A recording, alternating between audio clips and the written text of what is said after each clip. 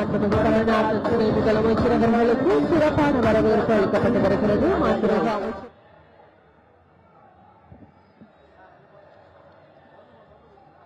மதிப்பில் 188 புதிய அடுக்குமாடி குடியிருப்புகள் மாண்புமிகு தமிழ்நாட்டின் துணை முதலமைச்சர் அவர்களால் திறந்து வைத்து சிறப்பிக்கப்படுகிறது.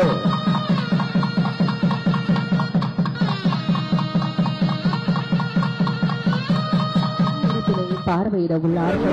வாரியம் மூலம் சாமானியர்களின் வீட்டிற்கான கனவினை நிறைவேற்றி வரும் மாண்புமிகு தமிழ்நாட்டின் துணை முதலமைச்சர் அவர்களை மீண்டும் ஒருமுறை பலத்த கரவொலியுடன் துணை முதலமைச்சர் அவர்களுக்கு சிறப்பிக்கப்படுகிறது. மாண்புமிகு தமிழ்நாட்டின் துணை முதலமைச்சர் அவர்களுக்கு மாண்புமிகு குறு சிறு நடுத்தர தொழில் நிறுவனங்கள் துறை அமைச்சர் அவர்களும் சிறப்பிக்க இருக்கிறார்கள்.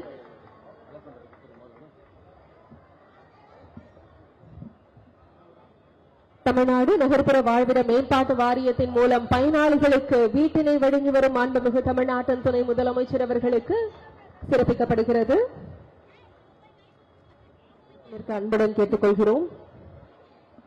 அனைவருக்கும் வீட்டு வசதி திட்டத்தின் கீழ் பயனாளிகளுக்கான புதிய குடியிருப்புகளுக்கான ஆணைகளை வழங்கி சிறப்பிக்க இருக்கிறார்கள் மாண்புமிகு தமிழ்நாட்டின் துணை முதலமைச்சர் அவர்கள்.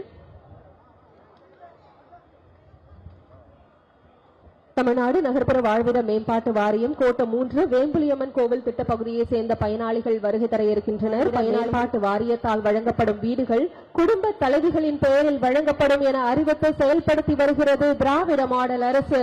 குடும்ப தலைவியின் பெயரில் தற்போது குடியிருப்பிற்கான ஆணை மாண்புமிகு துணை முதலமைச்சர் அவர்களால் வழங்கப்படுகிறது.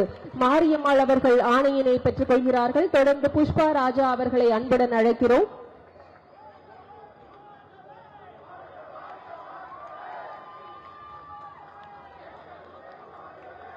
பயனாளி புஷ்பா ராஜா அவர்களை அன்புடன் அழைக்கிறோம். வீடு எனும் சாமானியரின் கனவு நிறைவேற்றப்படுகிறது. தொடர்ந்து தனலட்சுமி அவர்களை அன்புடன் அழைக்கிறோம்.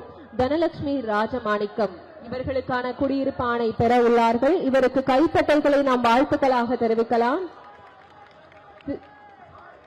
அலமேலு மூர்த்தி அவர்களை அன்புடன் அழைக்கிறோம். திருமிகு அலமேலு அவர்கள். மகளிரின் நலன் காக்கும் திராவிட மாடல் அரசு, மகளிருக்கான அரசு, மாண்புமிகு தமிழ்நாடு முதலமைச்சர் அவர்களின் தலைமையிலான அரசு. திருமிகு மீனாட்சி ராஜாராம் அவர்களை அன்புடன் அழைக்கிறோம்.